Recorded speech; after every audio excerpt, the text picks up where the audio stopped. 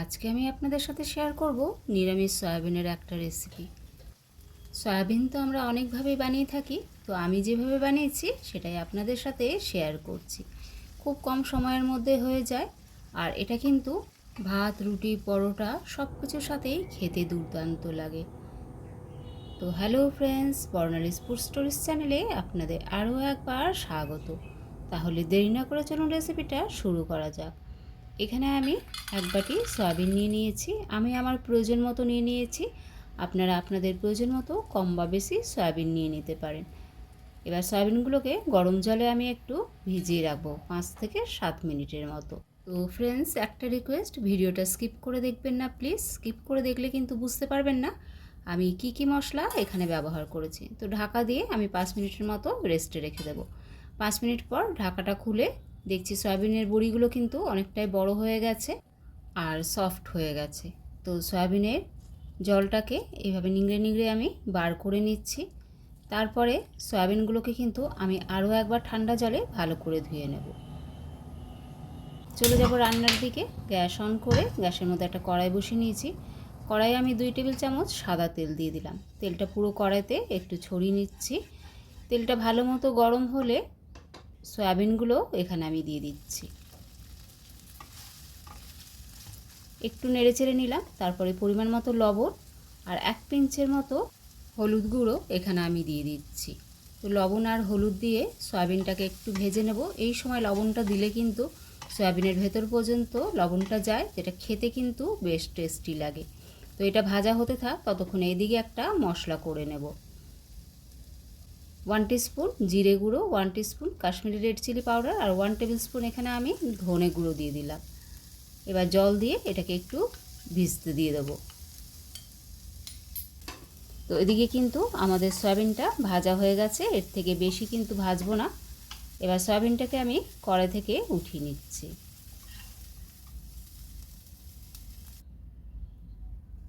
ওই কড়াইতে আবারও 2 টেবিল চামচ আমি সাদা তেল দিয়ে দিচ্ছি।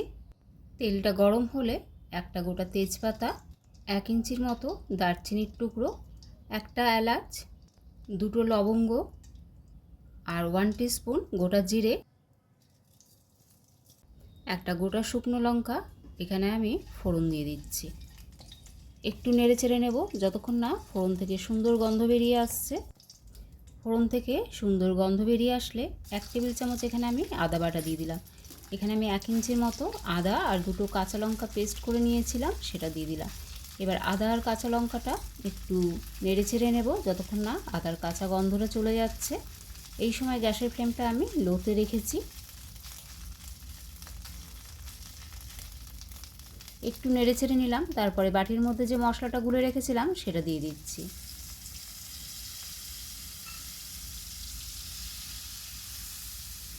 আবারও এটাকে নেড়ে চেড়ে নেব যতক্ষণ না মশলার কাঁচা গন্ধটা চলে যায়। এইভাবে কিন্তু শুকনো মশলা একটু ভিজিয়ে রাখলে তরকারির টেস্ট কিন্তু অনেকটাই বেড়ে যায়।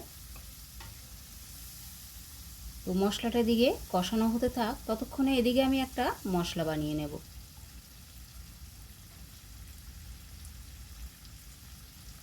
6 থেকে 8টা কাজু আমি আগে থেকে জলের মধ্যে ভিজতে রেখে দিয়েছিলাম, সেটা একটা গ্রাইন্ডারে নিয়ে নিচ্ছি। আর এটা ঘরে বানানো ছানা, 3 থেকে 4 টেবিল চামচ আমি এখানে নিয়ে নিয়েছি। আপনাদের কাছে যদি পনির থাকে পনিরও দিতে পারেন 3 থেকে 4 টুকরো। আর 3 টেবিল চামচ এখানে আমি ফ্রেশ টক দই নিয়ে নিয়েছি। অল্প একটু জল দিয়ে দিলাম। তারপর স্মুথ পেস্ট একটা বানিয়ে নেব। তো এখানে আমার স্মুথ পেস্ট রেডি হয়ে গেছে। আর এদিকে কিন্তু মশলাটাও আমার ভাজা হয়ে গেছে, মানে মশলার কাঁচা গন্ধ চলে গেছে। একটু নেড়ে চেড়ে নিচ্ছি। তারপরে মিক্সির মধ্যে যে পেস্টটা বানালাম ছানা, টক দই আর কাজুর, সেটা এখানে দিয়ে দিলাম। মিক্সিটা ধুয়ে অল্প একটু জল দিয়ে দিলাম। আবারও নেড়ে চেড়ে নেব। সব কিছুকে ভালো করে একটু মিশিয়ে নিচ্ছি। সব কিছু ভালো করে মেশানো হয়ে গেলে এখানে পরিমাণ মতো আমি লবণ দিয়ে দিচ্ছি। লবণ আমি সয়াবিনটা ভাজার সময় দিয়েছিলাম, তাই লবণটা একটু বুঝে দিতে হবে। তারপর একটু চিনি দিয়ে দিলাম আর 2টো কাঁচা লঙ্কা দিয়ে দিলাম।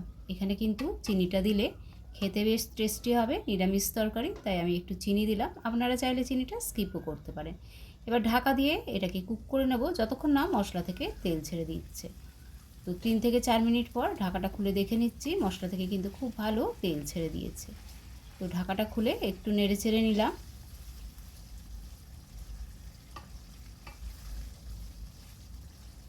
একটু নেড়ে চেড়ে নেওয়ার পর যে সয়াবিনগুলো ভেজে রেখেছিলাম সেগুলো এখানে অ্যাড করে দেব।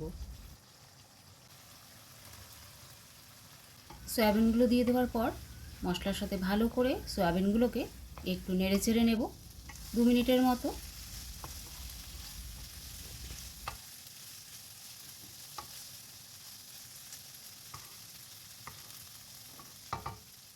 দু মিনিটের মতো একটু নেড়ে চেড়ে নেওয়ার পর এখানে আমি হাফ কাপের মতো গরম জল দিয়ে দিচ্ছি। অবশ্যই গরম জলটা ব্যবহার করবে। জলটা দিয়ে দেওয়ার পর আবারও সব কিছুকে একটু নেড়ে চেড়ে নিচ্ছি। তারপরে ঢাকা দিয়ে 1.5 থেকে 2 মিনিট একটু কুক করে নেব। খুব বেশি কিন্তু কুক করার প্রয়োজন নেই। 2 মিনিট পর ঢাকাটা খুলে দেখে নিচ্ছি। এখানে কিন্তু গ্রেভিটা আমার ঠিকঠাকই আছে। ঢাকাটা খুলে একটু নেড়ে চেড়ে নিচ্ছি। তো আপনারা চাইলে গ্রেভির পরিমাণটা একটু বাড়িয়ে বা কমিয়ে নিতে পারেন আপনাদের ইচ্ছে মতো। এখানে কয়েকটা উপকরণ আমি অ্যাড করে দেব। 1 টিস্পুন এখানে আমি রোস্টেড কাসুরি মেথি দিয়ে দিচ্ছি। 1 টেবিল স্পুন এখানে আমি ঘি দিয়ে দিচ্ছি। আর সামান্য একটু গরম মশলা দিয়ে দিচ্ছি।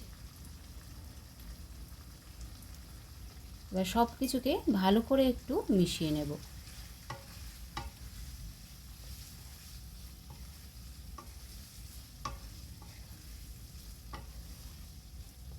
সব কিছু ভালো করে মিশিয়ে নিয়েছি। এবার ঢাকাটা দিয়ে গ্যাসের ফ্লেম অফ করে দেব, যাতে ঘি, গরম মশলা আর কসুরি মেথির ফ্লেভারটা পুরো সয়াবিনের তরকারির মধ্যে চলে আসে। মিনিট 5 মতো একটি স্ট্যান্ডিং টাইম দিয়ে দেওয়ার পর আমি ঢাকাটা খুলে দেখে নিচ্ছি। দেখুন কতটা লোভনীয় হয়েছে। আর এখানে আমি সার্ভ করে নিয়েছি। তো ফ্রেন্ডস, যে কোনো নিরামিষ দিনে এইভাবে একবার সয়াবিনের তরকারিটা বানিয়ে দেখবেন। খেতে কিন্তু দুর্দান্ত হয়েছিল। বাড়ির সবাই কিন্তু খুব পছন্দ করবে।